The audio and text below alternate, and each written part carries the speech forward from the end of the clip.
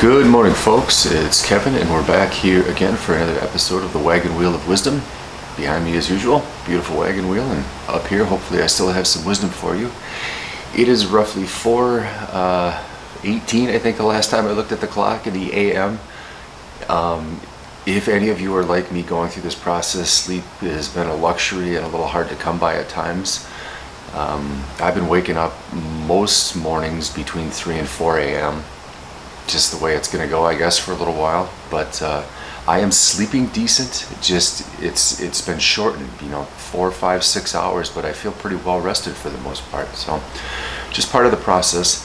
One thing I wanted to talk about this morning, and it came to me while I was sitting in meditation, and I don't know if what I'm about to say is true. Something about it I think needs to be said. And if any of you are wondering what your divine masculine is going through, and again, I'm a male identifying as a divine feminine in this relationship that I was in, and my divine masculine basically ghosted me, ran away. The runner-chaser dynamic in this twin flame environment that we're in. And I've often wondered, what is it she's going through?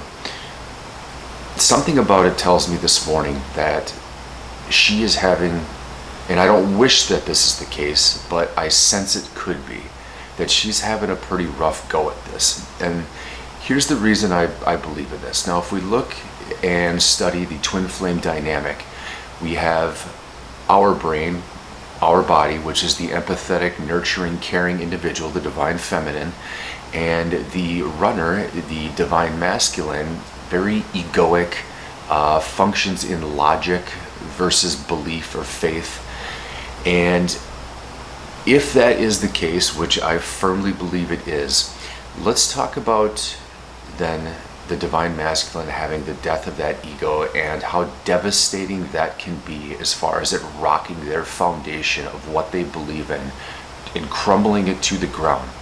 So from my perspective, as somebody that is a divine feminine, I believe in higher powers, I believe in gods and angels, I believe in guides and things like that. But where that really helps me is in moments like these. I can stop, take some deep breaths, and realize, you know what?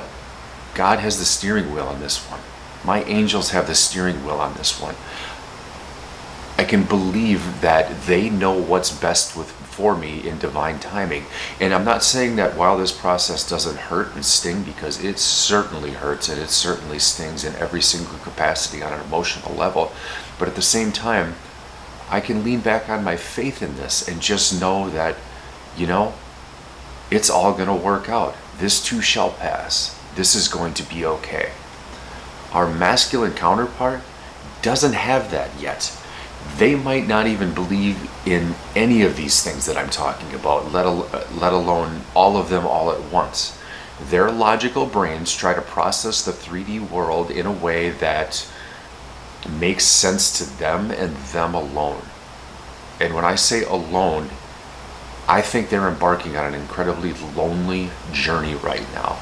A complete destruction of sense of self, questioning the 3D world they live in. And in the case of my ex, she is a corporate executive, wealth planner, and very stuck in that environment, very stuck in that mindset. And to me, it's a very shallow world, full of high divorce rates, full of alcoholics, drug addicts, people willing to step on each other just to gain a little attention, all driven by money and greed and things like that. And I'm not going to sit here and say that they're all like that. I'm just saying the environment at large is kind of a sleazy,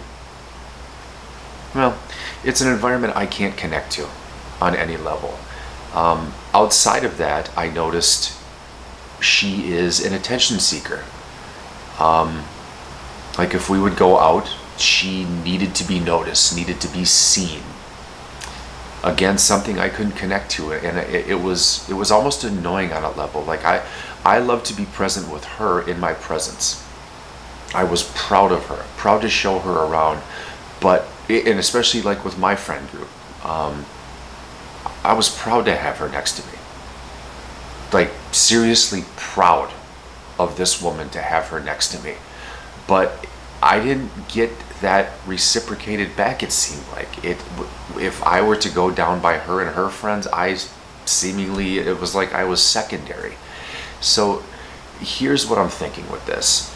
If you ever want to know what they're going through, it's probably a pretty freaking hard time. I've had the death of my ego before, and this is way before I had any faith base like I do now.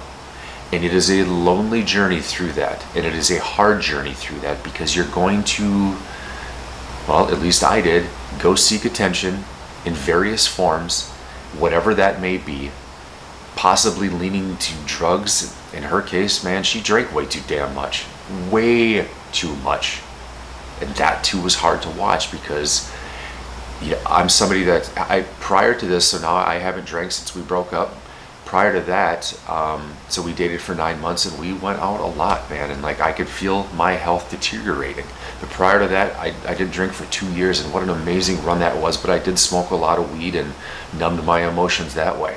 Now this body's a clean slate, baby, and things feel different. Energy feels different, and I'm really digging it. So I highly recommend that to any of you that are going down this path. I am still highly addicted to dark roast coffee. Oh, God bless it. But, and by addicted, I mean 2 to 3 cups of, this size in the morning. But I'm kind of a coffee snob, and I just, it feels super comforting. Now, if that doesn't sound like I'm addicted to something, nothing does. But so I want to stress this to you guys. If you can, and this is going to be hard in the beginning because of the anger and the loss and all of that comes with him ghosting you, be compassionate. Be compassionate. Be your empathetic, nurturing self, and give your own energy a loving embrace, because I think maybe they're going to feel that too. Again, I put a video out last night about staying away from tarot readings and things like that, because that's going to keep you looping up here and keep you in a mindset where you're stuck. And I think it prolongs their progress too. I'm really setting the bags down with this. These videos, I hope, are helping you, because they're helping me get this stuff out and learn about this as I go.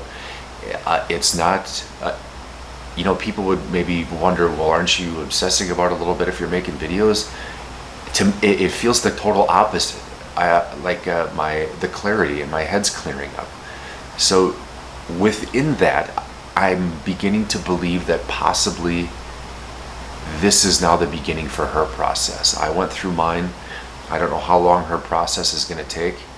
I hope like hell she figures it out, because she was pretty beautiful as it was as a person.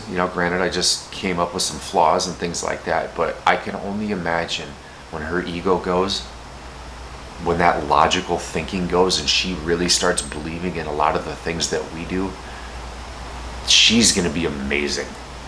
Amazing. Nothing could stop her. She's a very hardworking, dedicated individual, and man, oh man, like it almost brings a tear to my eye to kind of think about the human she could be. And it's at her doorstep now, just like all of this is at our doorsteps now. So be compassionate, be empathetic. They're hurting too. If they are our soul, which they are hurting too, just like you are. So I just wanted to mention that. Oh, it just started to rain a little bit. Beautiful breeze coming in right now. It's about 65 degrees outside. Got the windows open. As I said, it's early in the AM, but I better cut this video a little bit short just in case it might be raining in my window. But anyway, Wagon Wheel of Wisdom, you guys. I love you. Good morning.